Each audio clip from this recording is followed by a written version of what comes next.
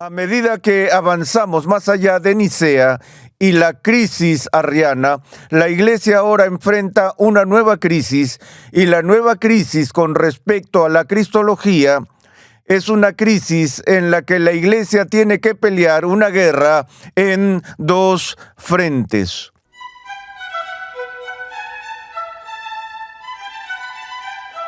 Bienvenido una vez más a Renovando tu Mente con el Dr. R.C. Sproul.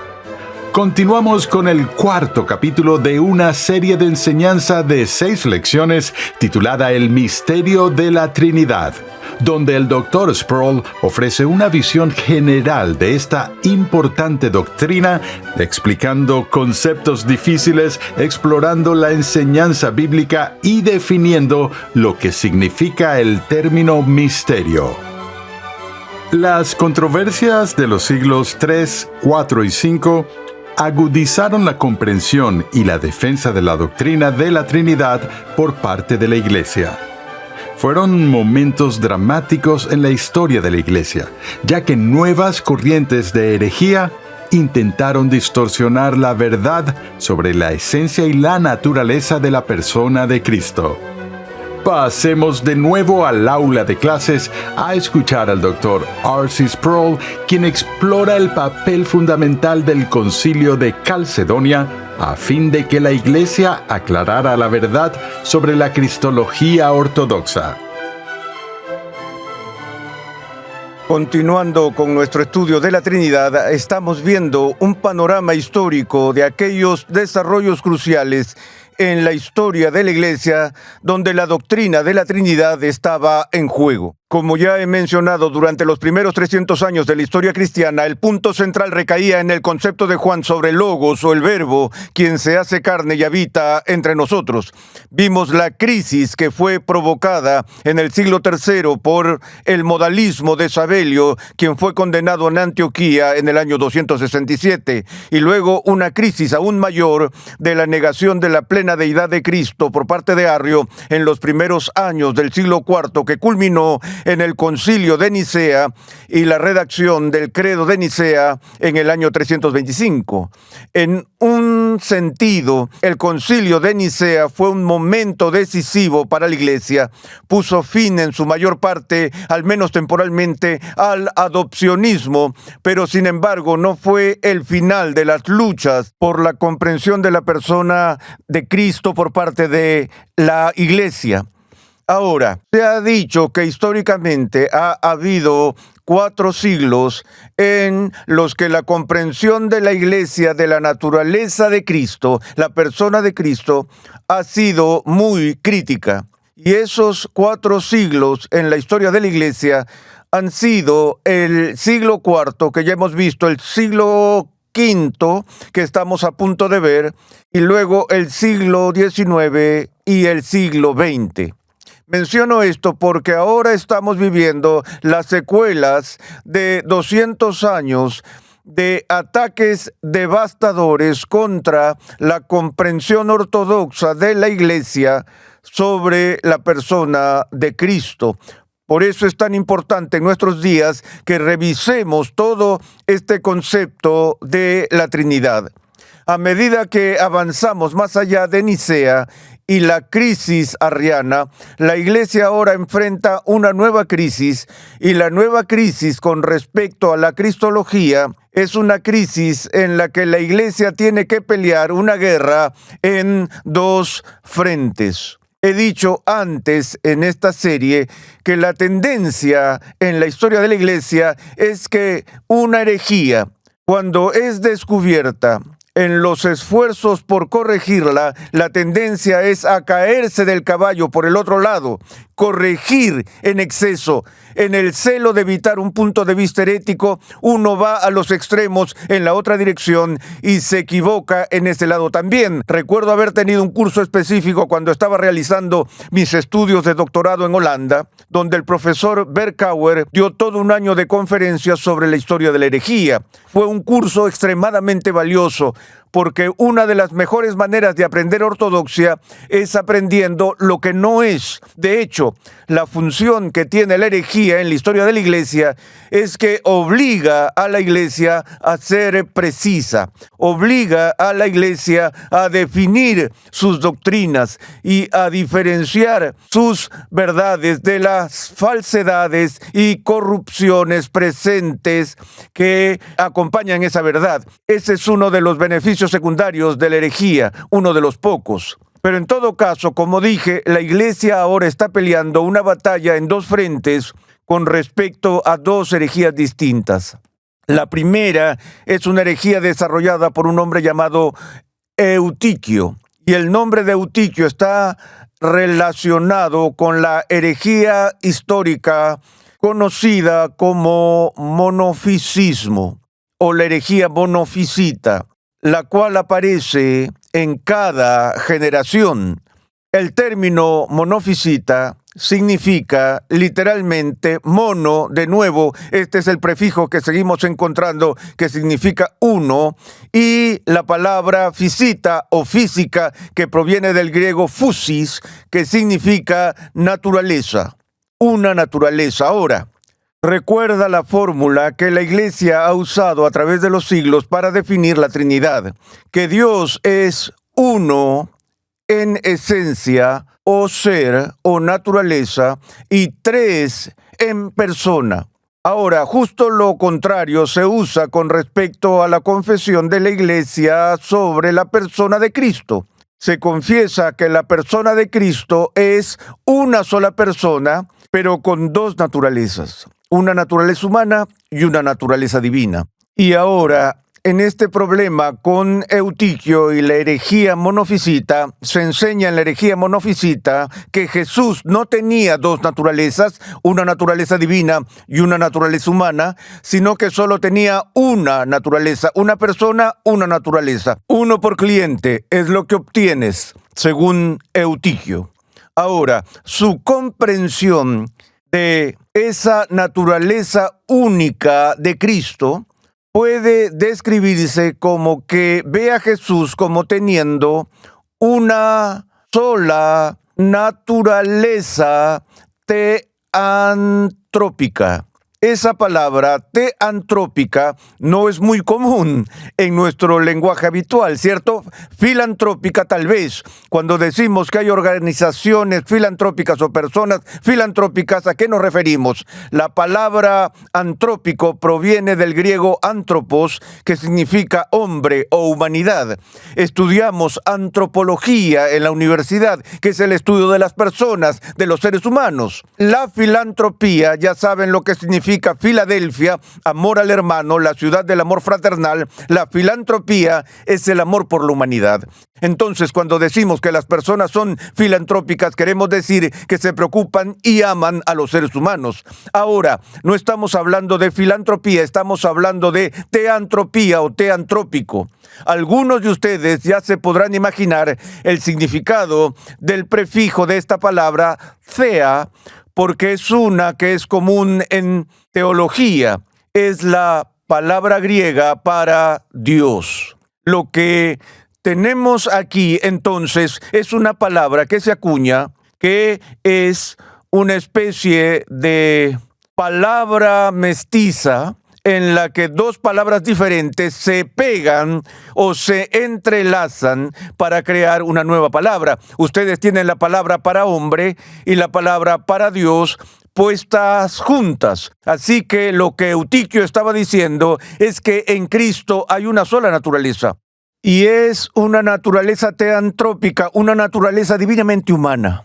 O bien se podría concebir al revés, una naturaleza humanamente divina. Pero no es como si tuviera dos naturalezas distintas, una divina y otra humana, sino que solo tienes una naturaleza. Y de hecho, lo que tienes en esto, y esto es lo que la Iglesia se dio cuenta en el siglo V, es que tienes un concepto de Cristo donde Él no es ni Dios ni hombre. Él es más que hombre y menos que Dios. Tienes una especie de humanidad deificada o una deidad humanizada. Entonces, la distinción entre humanidad y deidad se oscurece y ofusca en este tipo de pensamiento.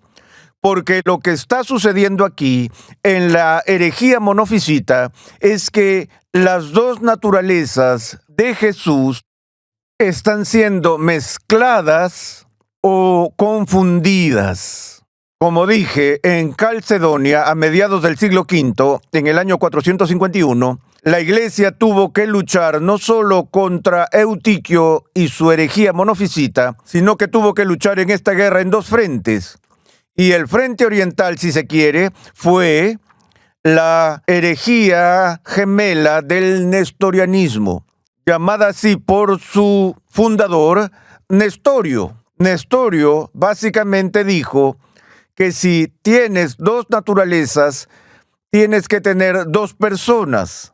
Así que en Cristo tenemos una naturaleza divina y una naturaleza humana, pero también tenemos una persona divina y una persona humana coexistiendo. Y lo que está sucediendo aquí es justo lo opuesto a la distorsión monofisita. En la herejía nestoriana, las dos naturalezas de Cristo no solo se distinguen, sino que de hecho están separadas. Me gusta enseñar a mis alumnos de seminario las distinciones porque la teología se trata de hacer distinciones. Es prerrogativa del teólogo hacer distinciones finas. Así ha sido por siglos. Yo les digo, una de las distinciones más importantes que aprenderán a hacer es la distinción entre una distinción y una separación. Decimos de ti que eres una dualidad. Es decir, una unidad en dualidad, que como ser humano estás hecho de una dimensión física y de una dimensión no física, lenguaje que la Biblia describe en términos de cuerpo y alma. Ahora, si distingo tu cuerpo de tu alma, no te he hecho daño, pero si separo tu cuerpo de tu alma, te he matado. Por lo tanto, necesitamos entender la diferencia entre distinguir y separar. Con esto nos cruzamos todo el tiempo cuando hablamos de Jesús, donde Jesús, por ejemplo, dice que había cosas que él no sabía. Históricamente decimos, bueno, la naturaleza humana no es omnisciente. La naturaleza humana no lo sabe todo. Ahora, por supuesto, la naturaleza divina es omnisciente, de modo que cuando Jesús habla de algo que no sabe, está manifestando en ese momento las limitaciones de su naturaleza humana. Algunas personas luchan con eso, dicen, espera un minuto, está claro que cuando Jesús suda, cuando Jesús tiene hambre, cuando Jesús tiene su costado traspasado, no creemos que la naturaleza divina está teniendo su costado traspasado porque la naturaleza divina no tiene un cuerpo. La naturaleza divina no suda. La naturaleza divina no tiene hambre. Todas esas son manifestaciones de su humanidad. Por eso decimos que el Dios hombre, que tiene dos naturalezas, una naturaleza divina y una naturaleza humana, a veces revela su lado humano, otras veces revela su lado divino. Y estamos distinguiendo los dos sin separarlos. Pero cuando la naturaleza humana suda, esa naturaleza humana todavía está unida a una naturaleza divina que no suda. Eso se vuelve muy importante cuando llegas a la cruz. La naturaleza humana muere, pero la naturaleza divina no muere. Por supuesto. Ahora, la naturaleza divina está unida a un cadáver humano. La unidad sigue ahí, pero el cambio que ha tenido lugar dentro de la naturaleza humana, no en la divina. Es muy importante entender eso. Pero en cualquier caso, el nestorianismo no solo distinguía, sino que separaba las dos naturalezas. Ahora, es en contra de estas herejías gemelas que el Concilio de Calcedonia en el siglo V, en el año 451, se reunió para tratar este problema. Algunas personas sostienen que en toda la historia de la Iglesia, el concilio definitivo de Cristología es Calcedonia. Queriendo decir con eso que la Iglesia nunca ha sido realmente capaz de ir más allá de las limitaciones establecidas en nuestra comprensión de la persona de Cristo a partir de lo que se articuló en el Concilio de Calcedonia, y francamente estoy de acuerdo con eso. Es posible teóricamente que se celebre otro concilio en el siglo XXI, en el siglo XXII o en el siglo 30 que nos dé una nueva perspectiva que no tuvimos en el pasado, pero no he visto nada en la historia de la Iglesia que realmente vaya más allá o mejore los límites que se establecen para nuestra reflexión en el Concilio de Calcedonia. Y Calcedonia es famosa por varias cosas. La primera es por la afirmación o confesión de que Cristo es vera Deus, vera homo. Tomemos un segundo y piensen en esto con cuidado. Lo que estos términos gemelos significan es esto, que Jesucristo en la unidad de las dos naturalezas, que la persona de Cristo es verdaderamente Dios y verdaderamente hombre, que Él tiene una verdadera naturaleza divina y una verdadera naturaleza humana. Déjame decirte cómo escucho esto verbalizado con frecuencia por personas que deberían saberlo mejor. En nuestra propia cultura de hoy, dicen, bueno, lo que la Iglesia confesó en Calcedonia fue que Jesús era completamente Dios y completamente hombre. Ahora sí tienes una contradicción. Si estás diciendo que la persona es completa y totalmente divina, entonces tienes una naturaleza. No puedes tener a una persona que es completamente divina y completamente humana al mismo tiempo y en la misma relación. Eso es absurdo. No, no es eso. Es que él tiene dos naturalezas. Una es divina. Ahora, lo que quiere decir la gente cuando usa la palabra completo o totalmente, aquí es donde nos volvemos sutiles. La naturaleza divina es completamente divina. No es solo semidivina, sino que es completamente divina. La naturaleza divina de Cristo posee todos los atributos de la deidad. No carece ninguno de ellos. Y al mismo tiempo, la naturaleza humana de Cristo es plenamente humana, no solo verdaderamente humana, sino plenamente humana en términos de humanidad creada. Algo que no tiene es que no hay pecado original. Él es como nosotros en todos los aspectos, excepto en el pecado, pero en ese punto Él es verdaderamente adánico. Él es tan humano como lo fue Adán en la creación. Todas las fortalezas y todas las limitaciones de la humanidad se encuentran en la naturaleza humana de Jesús. Ahora, la segunda cosa por la que Calcedonia es conocida, y quizás la cosa más famosa por la que es conocida, son los llamados 4 negativos.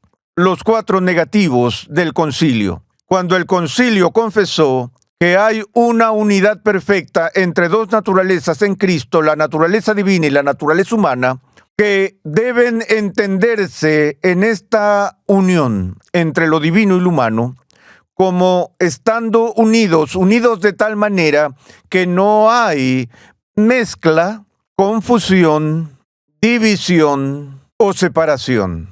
Es decir, la Iglesia estableció los límites de la cristología en el siglo V al decir, sea como sea que entendamos el misterio de la encarnación en la persona de Cristo y la relación entre la naturaleza divina y la naturaleza humana, no se puede concebir que la naturaleza humana y la divina estén confundidas o mezcladas entre sí, porque terminarías con una naturaleza humana deificada o una naturaleza divina humanizada. No se pueden mezclar, que es la herejía de los monofisitas. Eran culpables de confundir las dos naturalezas. La idea de Eutiquio de una naturaleza teantrópica, una naturaleza divinamente humana, era una violación de este principio. Confunde las dos naturalezas, ya que la naturaleza humana de Jesús de repente adquiere cualidades divinas. La persona tiene cualidades divinas, pero no la naturaleza humana.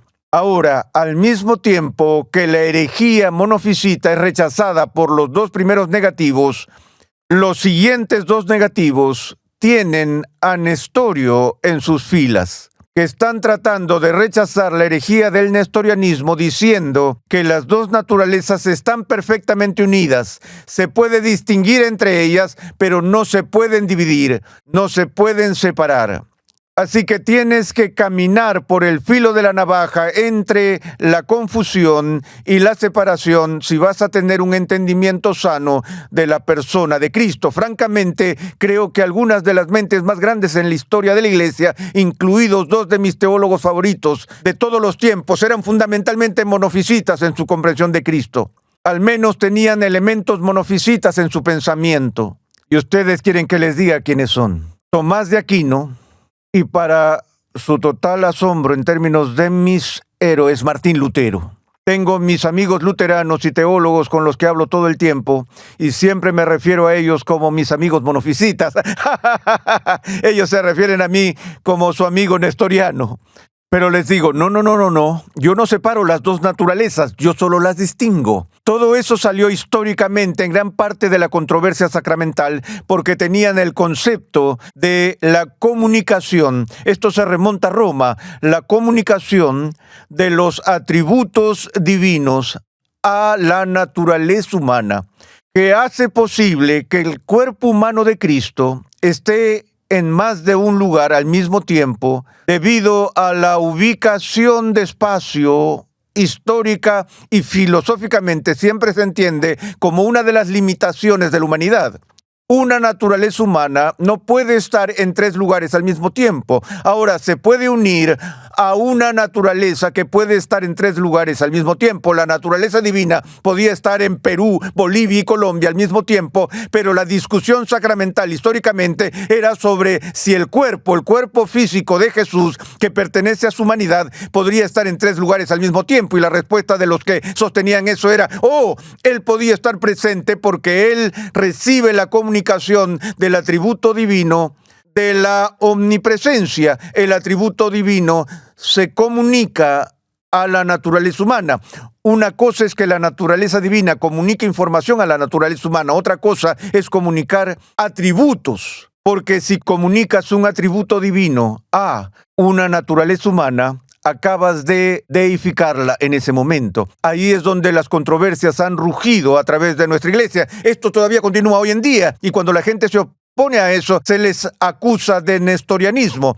Permítanme darles el tercer elemento de este concilio que es tan importante, y es que después de los 4 negativos, creo que hay un punto y coma, puede ser un punto y coma, pueden ser 2 puntos. La cláusula final de esto dice: cada naturaleza conserva sus propios atributos.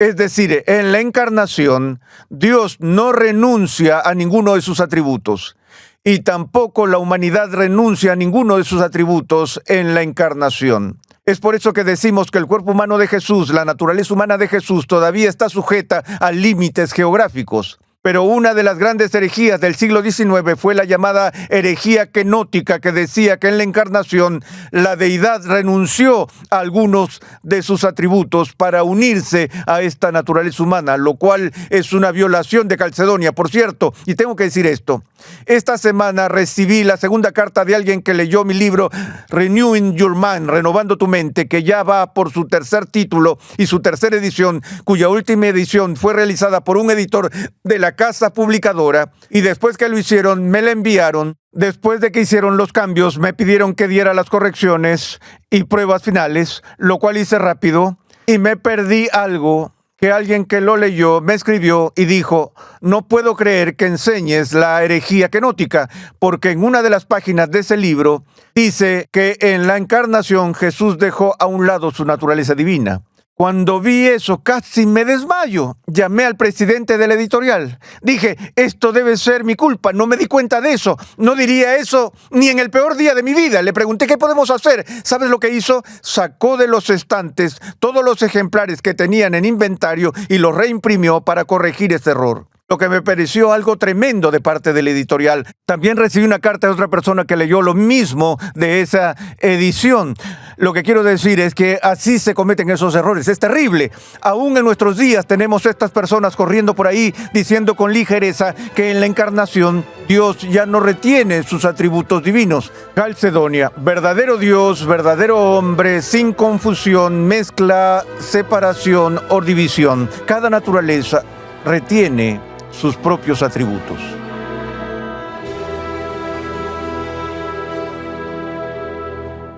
Gracias por sintonizar Renovando tu Mente con el Dr. R.C. Sproul.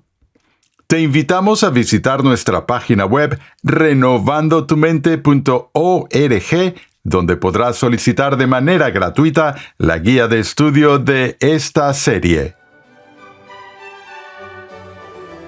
La doctrina de la Trinidad no está exenta de dificultades, pero es bíblica y lógica. Por mucho que intentemos comprender plenamente la naturaleza trina de Dios, hay límites en lo que podemos captar con nuestra mente. ¿Hace eso que la naturaleza de Dios esté más allá de la razón o en contra de ella? ¿Es la doctrina de la Trinidad una contradicción? En el siguiente episodio de Renovando tu Mente, el Dr. Sproul examina esto mientras nos enseña la diferencia en este mensaje titulado Contradicción versus Misterio. Dios llama a su pueblo a ser transformado por la renovación de su mente.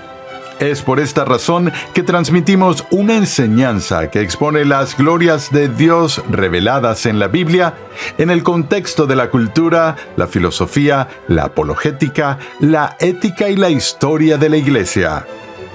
Te invitamos a escuchar nuestro siguiente episodio y a unirte a nuestra gran comunidad virtual en las redes sociales.